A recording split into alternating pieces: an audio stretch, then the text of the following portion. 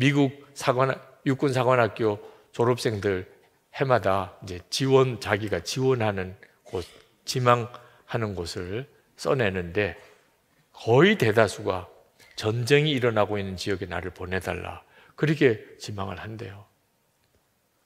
최고의 미국의 육군 사관학교면 사실 전 세계 최고의 무기체계, 전략을 다 배우는 정말 탁월한 그런 군인들을 양성한 거죠.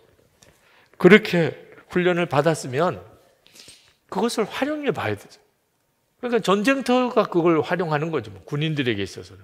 그러니까 전 세계에 전쟁이 일어나고 있는 지역에 나를 보내주세요. 그게 제일 많은 지원자라는.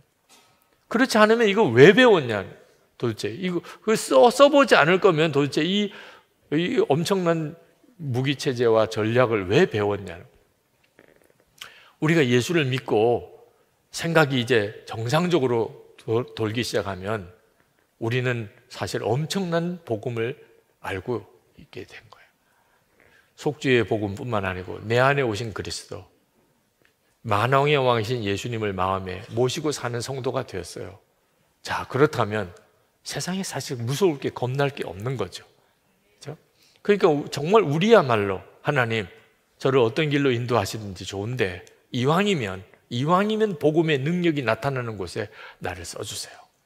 그러니까 여러분, 지금 현재 여러분이 겪고 있는 모든 문제들은 사실 믿음으로 보면 여러분들에게 있어서 엄청난 유익을 주는 간증거리가 될 것들인 거죠. 믿음으로 보면. 그러니까 고난이 축복이구나 라고 믿어지는 거예요. 사실 풍요하고 여유로운 삶을 사는 것은 참 좋아 보여도 제 경험에 비추어 보면 오히려 믿음을 다 잃어버리게 만들어요.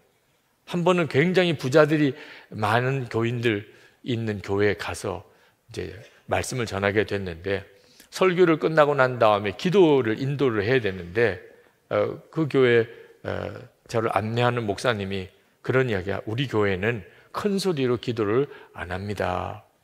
목사님, 괜히 통성기도할 때 큰 소리로 이렇게 기도를 인도하지 말아달라, 그런 말씀을 듣고는 나는 그 교회가 좋은 교회인 줄 알고 부자 많은 교회가 좋은 교회인 줄 알았는데 가보니까 아니구나.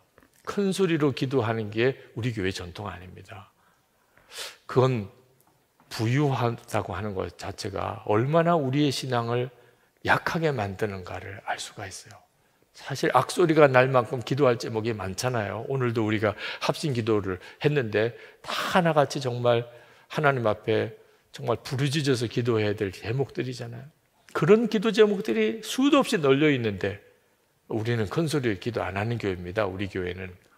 뭐가 문제가 생긴 거죠. 형편이 좋은 게 꼭 그 사람에게 유익한 것만은 아니라는 걸 알았어요. 여러분, 우리가 20대 자살률이 참 높은 것 때문에 걱정을 하는데 사실은 형편이 좋아져서 일어난 현상입니다. 여기도 뭐 저보다도 더 연세가 많으신 분들이 많지만 제가 어린 시절 1950년대, 60년대 그 시절에는 정말 힘들고 어려웠거든요. 먹고 살기도 어렵고 공부하기도 힘들었어요. 그런데 애는 또 왜 그렇게 많이 낳았는지. 저희 어머님 13형제. 그때 당시는 뭐 그게 일반적이었어요. 저희 어머님만 그런 게 아니고. 그런 시절이니 아이들에게 참 적성을 살려주고 다정다감하게 말도 걸어주고 이런 상상이 안 돼요. 그냥 매로 다스려. 13을 길러야 되면 그 다음에는 자상하게 이야기해줄 여유가 없어요. 그냥 매로 다스리는 거죠. 그리고 그때 당시는 부모가 자식들에게 나가 죽어라는 말을 수도 없이 했어요. 나가 죽어. 요즘에는 죽을까봐 정말 금기어죠, 정말. 그런데 그때 당시에는 나가 죽어라, 죽어. 제가 강단에서 이렇게 표현하기가 좀 죄송스러울 정도로 이렇게 거친 말로 했는데 안 나가 죽었어. 그렇게 나가 죽으라고 욕하고 때리고 했는데 어떻든지 하여튼 집에 들러붙어가지고 다 잘 살아서 이만큼 이렇게 다 살으신 거예요. 그렇게 힘들고 어려웠을 때이기 때문에 안 죽었어요. 그때도 자살자가 없던 건 아니었지만 요즘처럼 이렇게 심각하지는 않았는데 형편이 좋으니까 갑자기 확 마음들이 약해진 거예요. 물론 그러니까 경제적으로 어렵고 힘들고 고생한 것이 더 좋다고만 말할 수는 없는 일이지만 우리가 분별은 할 줄 알아야 되는 거예요. 우리가 생각하기에 편안하고 부유한 것이 다 우리에게 유익할 줄로 생각하지만 하나님이 보시기엔 그렇지 않습니다.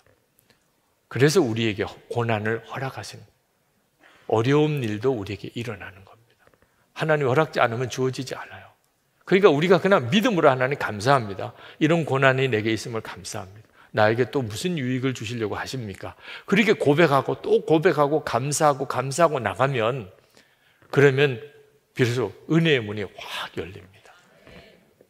그 고난이 다 우리에게 크게 유익하게 돼요. 여러분, 고난을 당했을 때 절대로 피해서 도망가면 안 됩니다. 반드시 이겨내야 돼요. 이겨내야 합니다.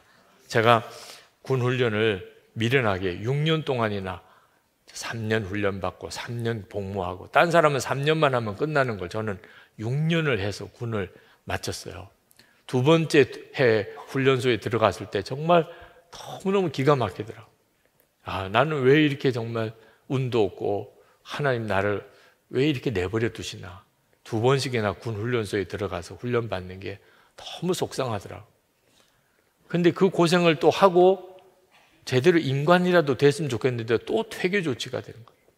몸이 안 좋으니까 훈련을 다 못 따라 하니까, 그런 줄 뻔히 알면 빨리 조기 퇴교를 시키든지, 데리고 있으면서 고생은 다 시켜놓고 그리고는 마지막에 수료 점수가 안 된다고 퇴교하는 거예요. 그래서 일주일 전에 퇴교됐어요. 수료 일주일 전에. 그때 그 심사하는 육군 대령이신 분이 그런 이야기를 하더라고요. 목사님은 그냥 전역 하셔도 됩니다. 신체 검사 받으면 그냥 병역 면제가 될 겁니다. 근데 그때 이상한 마음이 들어요. 아닙니다. 저는 다시 와서 인관 할 겁니다. 이상하게 오기 같은 생각이 들어요. 이렇게까지 하신 이유가 있지 않겠냐. 이번에도 인관을 못하고 나가긴 하지만 하나님이 나를 반드시 군목으로 세우시려는 모양이다. 그래서 저는 반드시 군목을 하겠습니다. 그렇게 이제 말씀을 드리고, 그리고 저는 다시 돌아왔죠. 그 다음에 또 이제 소집이 돼서 또 훈련을 받았습니다. 그리고 결국 인관을 했어요. 그리고 3년 동안 복무를 잘 마치고, 그리고 제대도 했죠. 지금 생각해 보면 참 힘들고 어려웠던 군 기간이었지만 그걸 견뎌냈다는 거, 그 고난을 끝까지 통과했다는 거, 피하지 않고 도망가지 않았던 게 얼마나 다행인지. 물론 남은 3년 할 걸 6년까지 했으니 참 자랑할 것도 아니고 부끄럽기가 짝이 없는 일이긴 해도, 그래도 그 과정을 중간에 낙오하지 않고 끝까지 마쳤기 때문에 그 다음에 어지간한 어려운 일이 생겨도 두려움이 없어지더라고요. 한번 호되게 한번 훈련을 받고 나니까 그 다음에는 어지간한 일은 끝까지 견뎌낼 수 있겠더라고요. 그게 얼마나 큰 유익인지요. 그러니 여러분, 절대로 피하면 안 돼요. 피하면 없어지는 게 아닙니다. 고난을 피하고 힘들어서 피하고 어려워서 피하고, 그러면 끝까지 따라가요. 그 연단은. 네, 하나님, 제가 감사함으로 이기겠습니다. 감사함에 받겠습니다. 나는 죽고 예수로 사는데 무엇이 내가 걱정입니까?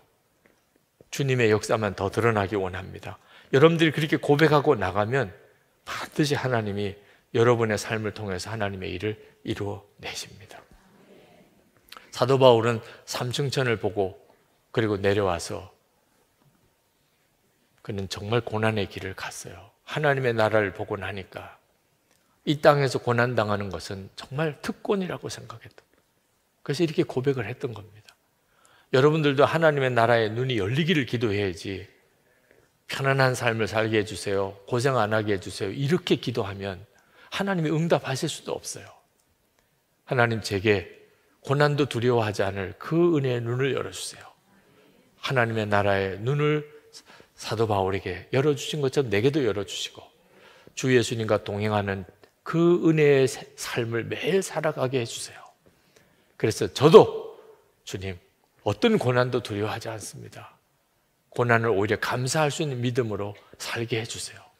여러분이 고난이 축복인 줄로 정말 믿게 되면, 그러면 여러분을 무너뜨릴 수 있는 시험은 없어집니다. 무엇이 여러분을 무너뜨리겠어요? 고난을 축복이라고 생각하는데 도대체 마귀가 뭘 가지고 여러분을 넘어뜨리겠어요? 마귀가 무슨 유혹으로 여러분을 넘어뜨리겠어요? 그걸 피하니까 온갖 시험이 오는 거예요. 한때는 엄청난 역사를 일으키던 부흥 목사님 계셨어요. 근데 어느 날 타락하신 것 같아요. 능력도 사라진 것 같고, 그리고 재물만 찾으시고 그러시는 것 같아서, 목사님 언제부터 그렇게 마음이 변하셨나요? 근데 참 기가 막힌 이야기를 하시더라고요. 그렇게 기도 많이 할 때 하나님의 역사가 집회를 하면 나타나고, 기적이 막 나타나고, 회개가 일어나고 그랬었는데 반대도 막 일어나더라고요. 교인들 중에서 목사님이 부흥회만 나가신다 그러고 자꾸 반대하고 이상하게 막 가시같이 하는 사람도 있고, 어느 날 내가 왜 이렇게 고생해야 되나? 주의 사명 때문에 나가서 그렇게 사역을 하는데 그걸 그렇게 반대하는 사람이 있으니, 그래서 그러면 나 기도 안 하겠다. 그랬더니 정말 그런 어떤 능력과 은혜 다 사라지고, 그리고 그때부터 이상하게 자꾸 재물에 대한 욕심이 생기고, 그렇게 마음이 자꾸 무너져 가더라는 거죠. 하나님의 은혜의 역사를 여러분이 끝까지 놓치지 않으려면 고난을 하나님이 주시는 축복이라고 생각하고, 모든 것을 이 세상에서 다 얻으려고 생각하지 말고, 진짜 중요한 거, 주님과 동행하는 그 삶 하나를 내가 얻을 수 있다면 나머지는 다 버려도 좋다. 사도 바울처럼 그런 담대한 믿음을 가지면, 그럼 비로소 하나님의 역사가 여러분에게 계속 이어지게 됩니다. 오늘 이 시간 여러분 기도할 때 하나님 제 눈을 열어주시고 주님 바라보게 해주셔서 고난이 축복이구나, 고난을 오히려 감사하는 그 믿음 되게 해주옵소서. 오늘 기도하고 꼭 응답 받으시고 가시기 바랍니다. 고난 당할 때 해야 될 숙제가 하나 더 있습니다. 이 고난을 인내를 배우는 도구로 삼자는 겁니다. 3절과 4절입니다. 이는 너희 믿음의 시련이 인내를 만들어내는 줄 너희가 알미라. 인내를 온전히 이루라. 이는 너희로 온전하고 구비하여 조금도 부족함이 없게 하려 함이라. 3절에서는 믿음의 시련이 인내를 만든다는 그런 말씀을 강조한 것이라면, 4절에서는 그렇게 만들어진 인내를 완벽하게 만들어 가라고 강조하는 겁니다. 지금 여기서 계속 강조되는 온전하다, 온전하고 구비하다, 이건 다 예수 그리스도의 성품을 드러내는 것이라는 거 다 아시지 않습니까? 오늘 우리가 겪는 이 땅에서의 고난을 오래 참음으로, 인내함으로 그리스도를 닮아가는, 또 성령 충만한 것으로 우리가 이걸 성화시켜야 될 책임이 있다는 겁니다. 이 인내, 이 오래 참음, 이게 왜 이렇게 이게 우리에게 중요한 겁니까? 여러분 다 아시지만 고린도전서 13장은 사랑장이라는 별명을 갖고 있고요. 그리고 거기 보면은 하나님이 생각하시는 사랑의 의미들, 또 특징들을 쭉 열거하는 게 나오지 않습니까? 그게 13장 4절부터 나오는데 한번 보십시오. 제일 첫 단추가 뭡니까? 사랑은 오래 참고예요. 여러분, 세상의 그 소설, 이런 그 드라마 이런 데 속으면 안 됩니다. 가슴이 뜨거워지는 게 사랑이 아니고요. 출근하다가 퇴근하다가 그 결혼한 남자가 이상한 막 야한 여자를 보고 막 가슴이 뜨거워지고, 이거 사랑이 아닙니다. 그건 아주 저질인 거예요. 그건 사랑이 아닙니다. 성경이 말하는 사랑의 첫 단추는 오래 참고예요. 아무리 내 아내보다 더 매력적인 사람이 나타나고, 아무리 내 남편보다 더 따뜻한 사람이 나타나도 하나님이 주신 이 사랑과 더불어 아름다운 사랑의 완성을 만들어 가려고 몸부림치며 오래 참는, 그게 사랑이에요. 어쨌든 지금 사랑의 첫 관문도 오래 참는 거고요. 쭉 열거됩니다. 그 다음 보세요. 사랑은 온유하며 시기하지 아니하며, 사랑은 자랑하지 아니하며, 교만하지 아니하며, 무례히 행하지 아니하며, 자기의 유익을 구하지 아니하며, 성내지 아니하며, 악한 것을 생각지 아니하며, 불의를 기뻐하지 아니하며, 진리와 함께 기뻐하고, 모든 것을 참으며, 모든 것을 믿으며, 모든 것을 바라며, 모든 것을 견디느니라. 사랑의 첫 관문이 오래 참는 거고요. 사랑의 문을 아름답게 닫게 하는 것도 참고 견디는 거예요. 부부간에, 부모와 자녀 사이에 오래 참음없이 되는 게 있던가요? 더군다나 여러분이 잘 아시는 갈라디아 5장에 나오는 성경의 9가지 열매 중에 그 중에도 이 오래 참음이라는 덕목이 있잖아요. 그래서 나는 성령 충만해, 난 성령의 은사 많이 받았어, 난 방언도 해, 난 통변도 해, 난 병도 고쳐 하는데 인내가 없으면요, 그거는 하나님 주시는 성령의 열매가 아닙니다. 우리에게 이게 부족한 것을 아시는 하나님께서는 지금 코로나19가 우리 예상보다 오래 계속되는 이 현실을, 이 아름다운 덕목을 만들어내는 재료로 숙제를 풀어나가기를 원하시는 줄 믿습니다. 하나님 앞에서 오래 참아내는 이 과정.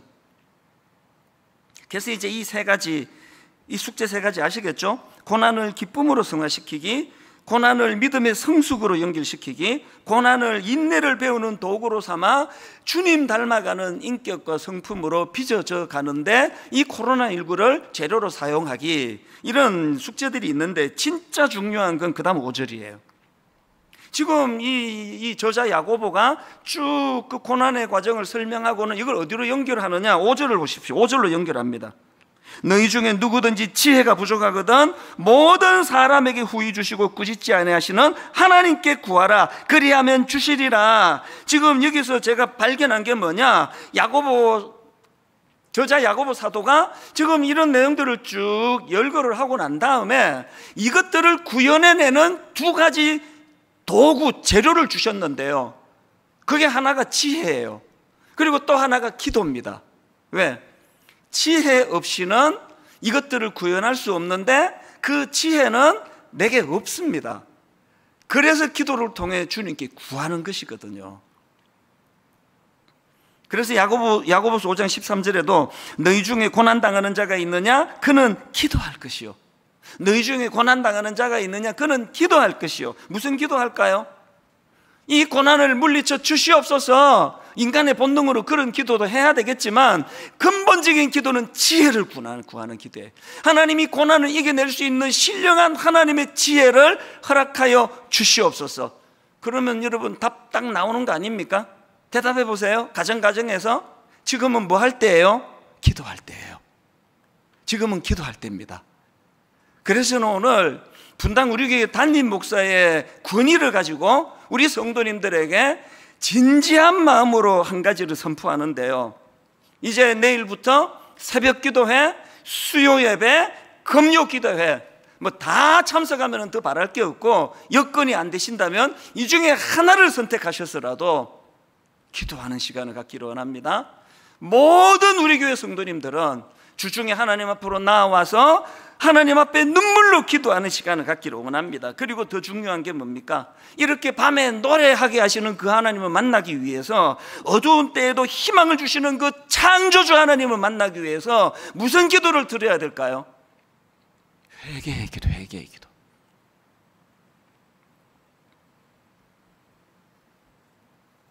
탕자가 허랑방탕한 아버지를 떠난 그 생활을 청산하고 원래의 상태로 돌아가 아버지께로 돌아왔다는 것은요, 자기의 지난 과오들을 다 시인하고 회개했다는 전제가 들어가는 거 아닙니까? 여러분, 솔로몬이 성전 봉헌 때 드렸던 기도 기억하십니까? 열왕기상 8장 33절 34절 세 번역입니다. 주님의 백성 이스라엘이 주님께 죄를 지어 적에게 패배하였다가도 그들이 뉘우치고 주님께로 돌아와서 주님의 이름을 인정하고 이 성전에서 주님께 빌며 간구하거든 주님께서는 하늘에서 들으시고 주님의 백성 이스라엘의 죄를 용서해 주십시오. 그리고 그들의 조상에게 주신 땅으로 그들을 다시 돌아오게 해 주십시오. 이사야 55장 7절, 악인은 그의 길을, 불의한 자는 그의 생각을 버리고, 악인은 그의 길을, 불의한 자는 그의 생각을 버리고 여호와께로 돌아오라. 그리하면 그가 긍휼히 여기시리라.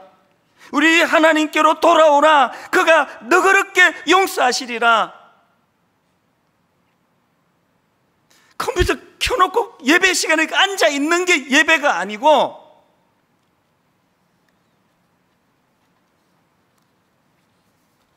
오라 우리가 여호와께로 돌아가자.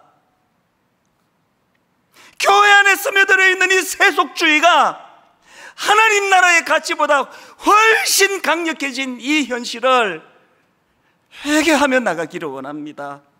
교회 안에 스며들어 있는 성공주의, 물질주의, 요즘에 기승을 부리고 있는 정치적인 이데올로기로 인한 편가름, 보수, 진보, 이런 이념이 하나님 나라의 가치보다 더 마음이 가게 만들어진 이런 현실들, 이것들을 회개하는 자리로, 여러분, 우리가 하나님 앞에서 정말 우리 고난을 믿음으로 승화시키기 위하여, 그래서 저는 3절, 호세아 6장 3절, 그러므로 우리가 여호와를 알자, 힘써 여호와를 알자. 그러므로 우리가 여호와를 알자, 힘써 여호와를 알자. 그의 나타나심은 새벽빛같이 어김없나니 비와 같이, 땅을 적시는 늦은 비와 같이 우리에게 임하시리라 하니라. 교회에 열심은 있는데 하나님의 성품은 몰라요. 교회는 오래 다녔는데 교회는 뭘 추구하는 곳인지 몰라요. 하나님 나라가 뭔지도 몰라요. 관심도 없습니다.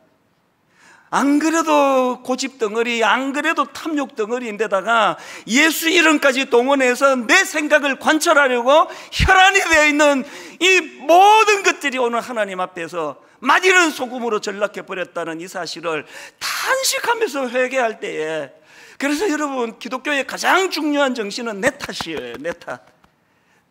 내 탓입니다. 화로다 나여 망하게 되었도다. 내 탓입니다.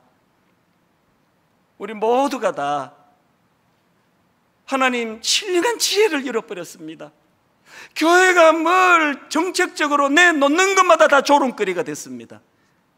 교회가 뭘 하고자 하는 이 모든 것들이 세상의 우스갯거리가 되고 있습니다. 그래서 저는 아무 말도 안 해요. 목사인 내가 내뱉는 모든 말이 다 조롱이에요. 우리의 이 기성세대의 이 죄를 어떻게 하시렵니까? 어린 그 중학교 애들이 내 창피해서 내 교회를 못 다니겠다고, 교회를 떠나겠다고 자기 담당 목사님한테 하소연하는 이런 현실을, 이게 어떻게 그냥 넘어갈 일이냐고요. 얄팍한 내 지혜를 내려놓고 정말 하나님이 주시는 신령한 지혜를 드리기 위해서는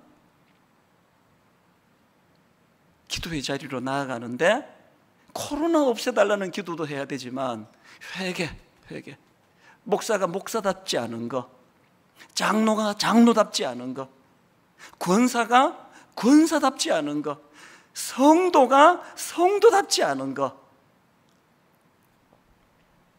저는 이런 내용들을 쭉 묵상을 하다가 갑자기 그 일제강점기 때 목숨을 내놓고 하나님 말씀과 진리를 사수하려 했던 안희숙 여사님 생각이 불쑥 떠올랐는데요. 일제강점기인데 그 악랄한 그 일본 순사들 감옥에 집어넣고 말로 다 할 수 없는 고문을 가하던 그것들을 이 가녀린 여성이 어떻게 이겨냈는가가 제가 자주 불러드리는 이 찬양 안에 다 녹아있는 거 아닙니까? 이 찬양, 내일 일은 난 몰라요, 하루하루 살아요, 불행이나 요행함도 내 뜻대로 못해요, 험한 이 길 가고 가도 끝은 없고 고네요, 주님 예수 팔레미사 내 손 잡아주소서. 이게 일제강점기 때 나온 가사인지 지금 며칠 전에 나온 가사인지 헷갈릴 만큼 오늘 우리 시대를 반영하는 거 아닙니까? 내일 일은 우리 전혀 몰라요. 코로나가 어떻게 되는지 아무도 몰라요. 이럴 때 안희숙 여사가 보여준 너무나 아름다운 신앙의 모범이 뭡니까? 2절 가사, 좁은 이 길, 진리의 길, 주님 가신 그 옛길. 그 다음 보세요. 힘이 들고 어려워도 찬송하며 갑니다. 성령이여 그 음성을 항상 들려주소서. 우리 모두가 회개해야 되는 게 여기 있다 생각합니다. 성령이여 그 음성을 항상 들릴 수 있게 싹 지워버리고 내 생각이 옳은 대로, 내 판단이 옳은 대로, 막 그냥 내키는 대로, 막 예수님 이름 팔아가지고 이름은 그렇게 쓰지만 이 모든 것들이 다 청산할 것들이에요. 오늘도 여러분 사망의 음침한 골짜기를 잠깐 두려움으로 그것을 맞이하지만 오래 영원한 기쁨으로 화할 수 있는 건 그 사망의 음침한 골짜기를 이겨낼 힘과 능력이 내게 있기 때문이 아니라 세상을 이기신 주님이 우리와 함께 하시기 때문이라는 것, 이것을 자각하게 될 때에 사망의 음침한 골짜기가 기쁨이 될 수도 있다고 한다면 우리가 회개해야 될 가장 중요한 건 성령의 인도하심 없이 내 멋대로 판단한 것, 성령 인도하심 없이 내 가고 싶은 길을 하나님이 원하는 길이라고 그렇게 결론을 이렇게 맺기 원합니다. 여러분 내일부터 정말 기도의 자리로 나오시기를 바랍니다. 그리고 코로나 종식시켜달라는 기도는 저 끝에 하시고요, 회개하셔야 돼요. 우리 아들에게, 우리 딸에게, 우리 다음 세대 젊은이들에게 너무너무 부끄러운 교회로 저 아이들이 창피해서 나 교회 떠나야 되겠다라고 이렇게 만들어버린 우리 기성세대의 죄악들을 하나님 앞에 토해놓고 회개하고 겸손히 하나님의 뜻을 구하며 나갈 때에 하나님이 솔로몬에게 주신 그 약속처럼 치유와 회복의 역사를 일으켜 주실 줄로 믿습니다. 평안이 찾아오는 순간, 자, 오늘 본문 말씀 3절에 보니까 바닷물이 솟아나고 뛰놀든지 그것이 넘침으로 산이 흔들릴지라도 우리는 두려워하지 아니하리로다. 자, 여러분들이 한번 이 말씀을 이렇게 이 시를 읽고 있는 시편 기자의 상황을 생각해 보세요.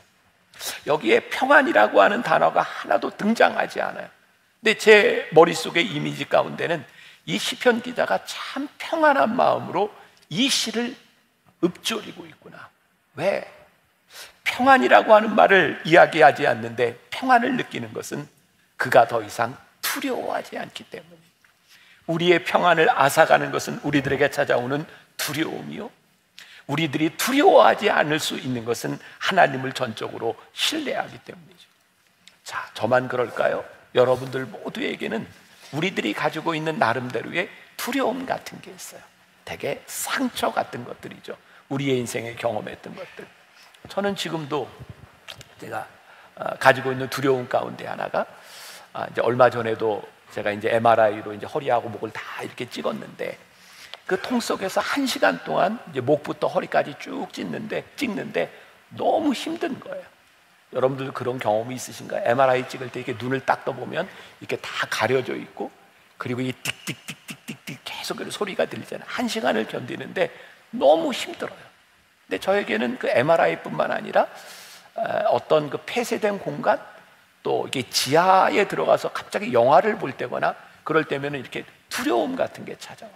내가 왜 이런 것에 대한 두려움을 가지고 있지? 생각해 보니까 제가 어렸을 때, 제가 6살 무렵 때 제가 은진에서 살았거든요. 충남 은진. 저희 아버님이 그 당시에 이제 군목 출신이셨어요.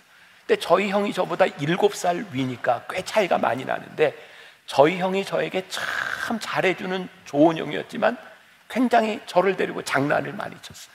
저 6살 때 어딘지는 잘 기억이 나지 않지만 그 광에 저를 가둬놓고 문을 딱 잠그고는 쥐다 그랬는데, 그게 얼마나 무서웠는지 제가 6살 난 제가 그 문에 있는 유리를 제가 이 팔꿈치로 딱 깼고요.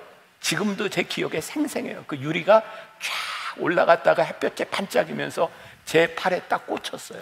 지금도 제 팔에는 그때 꼬맨 상처가 있어요. 가만히 생각해 보니까 저에게는 이렇게 이 밀폐된 공간에 갇히는 것에 대한 공포가 저에게 있는 거. 이런 비밀을 제가 괜히 알려드렸나?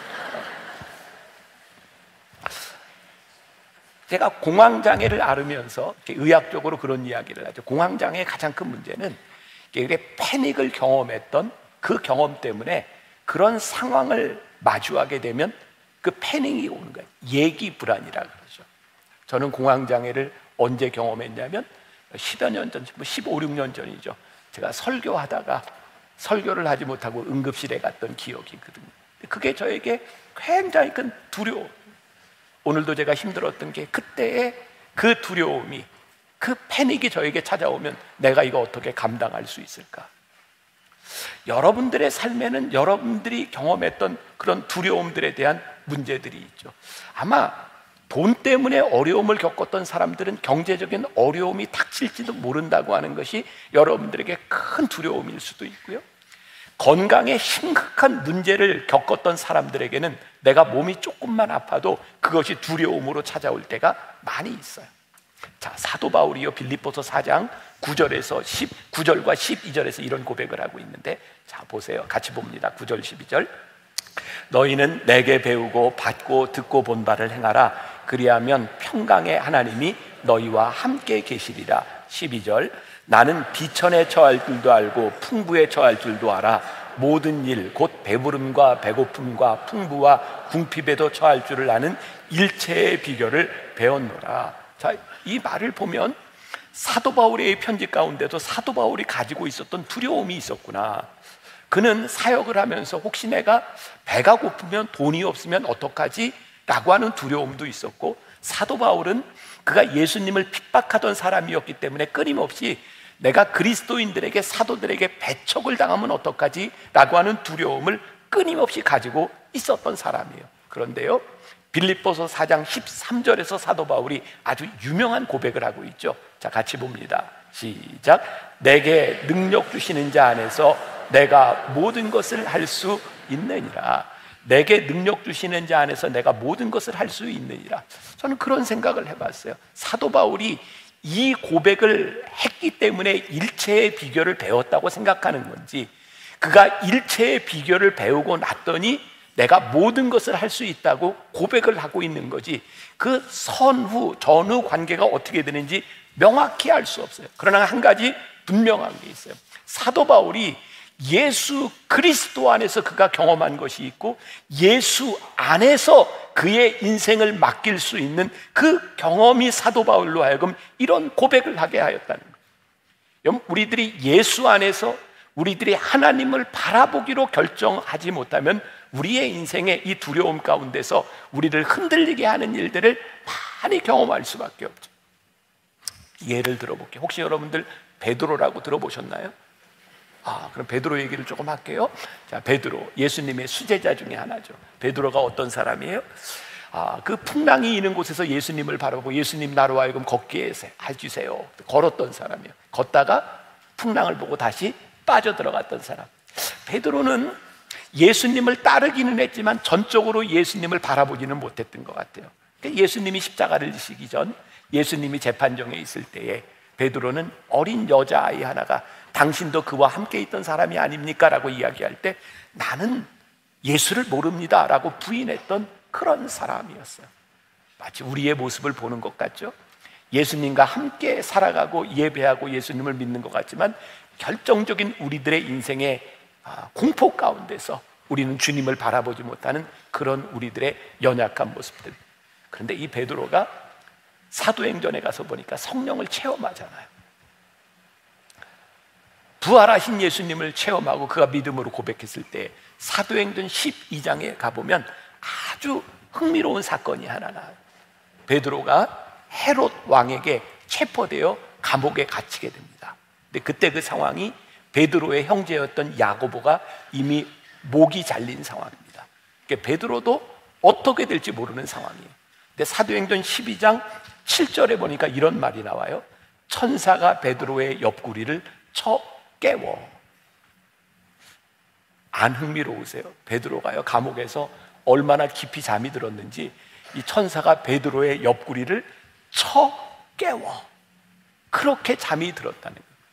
어떻게 베드로는, 그렇게 예수님을 배신했던 베드로가 어떻게 그 감옥 안에서 그렇게 깊은 잠을 잘 수 있었을까?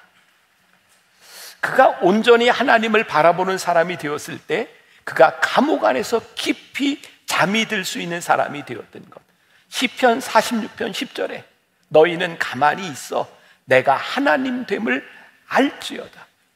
우리들의 인생에 우리들이 컨트롤할 수 없는, 우리들이 어찌할 수 없는 우리의 인생 가운데서 우리들이 할 수 있는 것, 우리들이 천사가 옆구리를 쳐 깨워 우리를 깨우기까지 잠이 들 수 있는 이 평안한 상황은 우리들이 온전히 가만히 있어 하나님께 내 삶을 맡깁니다. 하나님, 이건 제가 어찌할 수 없는 상황입니다. 하나님, 알아서 하시지 않으면 저는 아무것도 할 수 없는 상황입니다.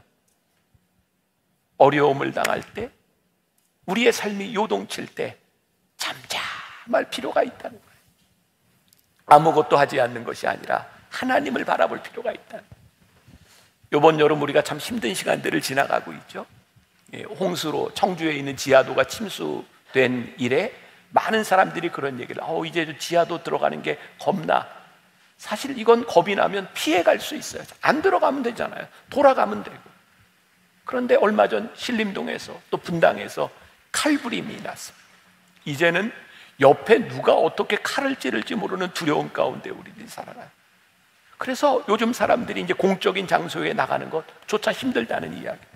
게다가 요즘은 모방 범죄로 살인을 예고하고 내가 어디 가서 누구를 죽인다고 이야기하는 이 세상, 우리들이 참 이 평안하며 살아가기가 참 힘든 시대를 살아가고 있어요. 얼마 전에 저도 저를 죽이겠다는 메일을 받았어요. 세상에 저를 먼저 죽이고 부목사님들을 죽이겠대. 저만 죽이는 게 아니에요. 근데 그 이유가 제가 거짓 예언자이기 때문에 저를 처단하겠다는 거예요. 메일을 보는데 무서운 생각이 드는 게 아니라 기분이 나빴어요. 지가 뭔데 나를 거짓 예언자라고 처단을 하는가. 누군가 우리들이 하나님의 자리에서 자기의 권력을 마구 휘두르는 사람들, 자기의 마음대로 하는 사람들로 인하여 우리는 많은 두려움 가운데 살아갈 수밖에 없는지 몰라요. 염려는 우리들에게 찾아오는 손님과 같아요. 그런데 우리들이 염려 속에서 살아갈 것인지, 그 염려 가운데 하나님을 바라보기로 결정할 것인지. 그래서 오늘 제가 여러분들과 함께 나누는 전체 시리즈의 제목이 뭐냐면 결심이에요. 우리가 여호와 하나님을 바라보기로 결심합니다. 하나님은 우리의 피난처시요 우리의 힘이시요 환난 중에 큰 도움이시요, 그러므로 땅이 변하든지 산이 흔들려 바닷 가운데 빠지든지 바닷물이 솟아나고 뛰놀든지 그것이 넘침으로 산이 흔들릴지라도 우리는 두려워하지 않겠습니다. 왜? 우리가 가만히 있어 하나님의 하나님됨을 우리들이 보게 될 것이기 때문입니다. 우리들의 인생의 고난과 염려와 고통 가운데 우리는 하나님을 예배할 수 있는 특권을 가지고 있기 때문에 우리들이 하나님을 예배할 것입니다. 오늘 저에게 찾아온, 어떻게 보면 아무것도 아닌 것 같은 그 작은 일이지만 내 삶을 컨트롤할 수 없는 상황 가운데서 내가 할 수 있는 유일한 일이 있다. 하나님, 도와주세요. 하나님, 제가 이 시간 하나님만을 바라보겠습니다.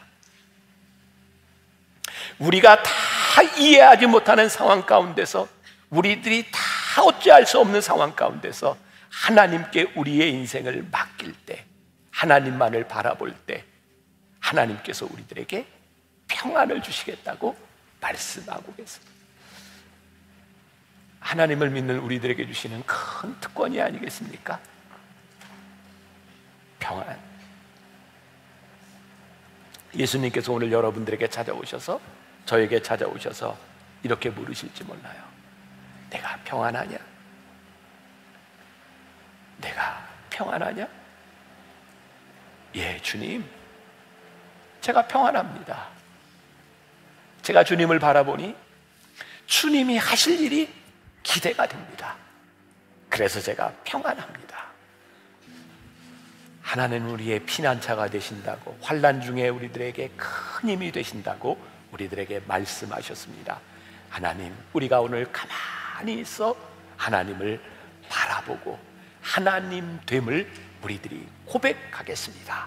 우리 찬양할 때 여러분들의 두려움과 잃어버린 평안을 하나님 앞에 내어놓고 하나님을 바라보며 오늘 하나님이 주시는 평강이 오늘 이곳에 예배하는 여러분들 모두에게 넘치기를 간절히 소원합니다.